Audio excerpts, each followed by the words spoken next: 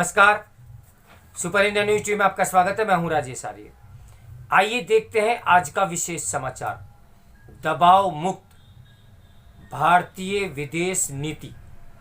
America को यह समझना चाहिए कि अब भारत जैसे देश पर दबाव डालना व्यर्थ है। यूक्रेन पर रूस के आक्रमण को 50 से अधिक दिन बीत गए, लेकिन रूसी हमले रुकने का कोई संकेत नहीं मिल रहा। यूक्रेन ने नाटो देशों से मिली मदद के दम पर जिस बहादुरी से प्रतिरोध किया है, उसके चलते रूस को अपनी रणनीति और लक्ष्यों में परिवर्तन करना पड़ा है। लगता है अब वह यूक्रेन के पूर्वी हिस्से पर कब्जा करना चाहता है। उसकी मंशा यूक्रेन के सैन्य ढांचे और नागरिक प्रतिष्ठानों को भी ध्वस्त करने की लगती है।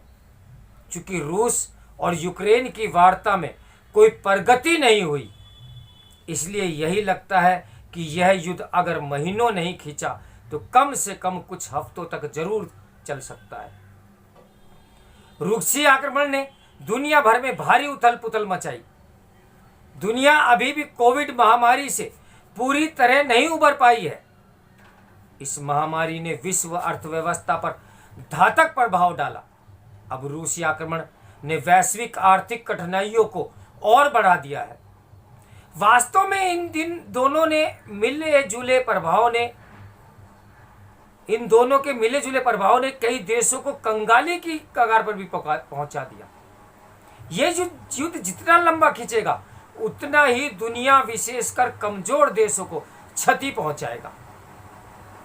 जबकि युद्ध का असर ईंधन की कीमतों पर खासा महसूस किया जा रहा है। कच्चे तेल के दाम करीब $100 प्रति बैरल के दायरे में चल रहे हैं। प्राकृतिक गैस की कीमतों पर भी भयावह असर देखा जा रहा है, जिसने भारत सहित दुनिया भर में लोगों की मुश्किलें बढ़ाई हैं।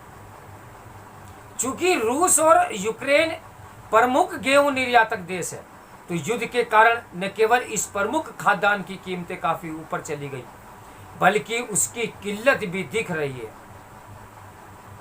इस बीच ये अच्छी बात रही कि प्रधानमंत्री नरेंद्र मोदी ने बड़ा दिल दिखाते हुए कहा कि यदि विश्व व्यापार संगठन अनुमति दे तो भारत वैश्विक स्तर पर गेहूं की आपूर्ति के लिए तत्पर है। यूक्रेन संकट ने भारत की कूटनीतिक चुनौतियां भी कई गुना बढ़ा दी है। इसमें क्षेत्रीय और उससे परे दोनों परिदृश्य शामिल है। क्षेत्रीय चुनौती भारत के पड़ोसी नाजुक देशों को कमजोरी का लाभ उठाकर चीन द्वारा उसे पैठ बढ़ाने का प्रयास में जुड़ी हुई है। इस लिहाज से भारत को श्रीलंका, म्यांमार और अफगानिस्तान पर विशेष ध्यान देना होगा। श्रीलंका दिवालिया सा हो गया है। उसने विदेशी ऋण की सीमा समय से अदायगी नहीं की। वहां सरकार के पास खाद्य एवं ईंधन आयात के लिए पर्याप्त धनराशि नहीं है। वह अपने मददगारों विशेषकर भारत और चीन की ओर निहार रहा है, जबकि वास्तविकता यही है कि श्रीलंका की मौजूदा दुर्गति का एक बड़ी हद तक जिम्मेदार चीन ही है, जिसने तमाम अव्यावहारिक बड़ी बुनियादी ढांचा परियोजनाओं के लिए कोलंबो को कर्ज मुहैया कराया। जब श्रीलंका सरकार उसका कर्ज नहीं चुका पाई तो उसे हम्बनटोटा बंदरगाह और उसके आसपास की जमीन चीन को लीज पर देनी पड़ी। अब चीन मदद के नाम पर टालमटोल कर रहा है, वहीं भारत उसे ईंधन एवं अन्य आवश्यक वस्तुओं की आपूर्ति में लगा है। हालांकि श्रीलंका की मदद में सावधानी बरतते हुए सुनिश्चित करना होगा कि वह श्रीलंका जनता के पास पहुंचे, न कि उस राजपक्षे परिवार के पास जो वहां बहुत अलोकप्रिय हो गया है। श्रीलंका का निकट भविष्य बहुत अनिश्चित नजर आ रहा है। उधर म्यांमार भी गत वर्ष फरवरी से ही सैन्य शासन के साए में है और वहां आंग सान सू की सहित अन्य नेता राजनीतिक कैद में है। अन्य देशों के साथ भारत ने भी वहां लोकतंत्र की वापसी के लिए आवाज उठाई, लेकिन भारत को अपने हितों पर भी तो नजर रखनी होगी, क्योंकि चीन वहां अपनी पकड़ मजबूत कर रहा है। ध्यान रहे कि म्यांमार भारत के संवेदनशील पूर्वोत्तर क्षेत्र के एकदम नजदीक है। अफगानिस्तान पर तालिबान की पकड़ मजबूत है। उसे आंतरिक स्तर पर कोई चुनौती मिलने के संकेत नहीं दिख रहे। महिलाओं के लिए उदार नियम बनाने के दबाव में के बावजूद चीन और रूस के साथ उसके संबंध मजबूत होने के आसार हैं। अफगानिस्तान में भारत के गहरे रणनीतिक हित हैं। ये अच्छी बात है कि पर्दे के पीछे भारत कुछ सक्रियता दिखा रहा है और अफगान लोगों की आर्थिक दुर्दशा की स्थिति में भारत सरकार ने वहां गेहूं और दवाइयों की आपूर्ति भी की।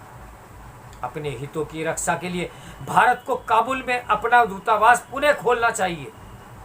इसका अर्थ तालिबान को मान्यता प्रदान करना नहीं होगा।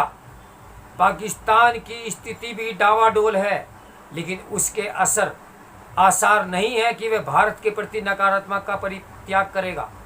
जबकि नए प्रधानमंत्री शहबाज शरीफ ने जरूर व्यापारिक रिश्तों की बहाली की बात की, लेकिन भारत नीति तो पाकिस्तानी फौज ही तय करेगी ना।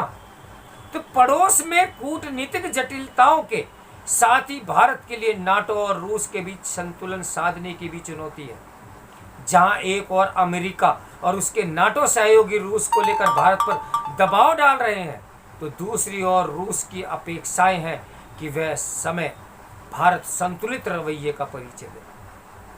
स्वतंत्रता के समय से ही भारत विदेश नीति ने स्वतंत्र नीतियों की ओर रुख किया। मौजूदा सरकार सहित अभी तक सभी सरकारों ने कभी भी किसी दबाव को हावी नहीं होने दिया और न ही किसी देश का अंधा अनुकरण भी किया। जबकि अमेरिका चाहता है कि भारत रूस के हमले की निंदा करने के साथ ही उससे ऊर्जा एवं सामरिक आयात भी बंद करे। भारत ने स्पष्ट रूप से रूस के आक्रमण को गलत बताते हुए कहा कि वर्तमान अंतर्राष्ट्रीय ढांचे का यही दस्तूर है कि देशों की संप्रभुता एवं भौगोलिक अखंडता का सम्मान किया जाए और किसी भी प्रकार के विवाद का समाधान संवाद से ही होना चाहिए। लेकिन इसके साथ ही भारत ने रूस के खिलाफ अनर्गल प्रलाप और उससे अपने आर्थिक रिश्ते कमजोर करने से भी परहेज किया है। यही नीति जारी भी रहनी चाहिए। अमेरिका उन मुद्दों को लेकर भारत पर दबाव बढ़ा रहा है जिनका रूस से कोई लेना देना नहीं। एक मसला मानवाधिकारों का है, इस पर भारत ने पर्याप्त रूप से प्रतिकार किया है। अमेरिका को यह समझना चाहिए कि भारत जैसे देश पर दबाव डालना अब व्यर्थ है, क्योंकि वह कभी किसी दबाव में आया ही नहीं। भारत को वैश्विक उदार वर्गों से वार्ता में कोई हिचक नहीं दिखानी चाहिए, क्योंकि संवाद भारतीय परंपरा का हिस्सा है, हिस्सा थे और हिस्सा रहेंगे। तो मेरे साथ बने रहिए सुपर इंडिया न्यूज़ टीवी की ब्रेकिंग न्यूज के लिए। नमस्कार। इस समाचार के लेखक हैं विवेक काटजू जी।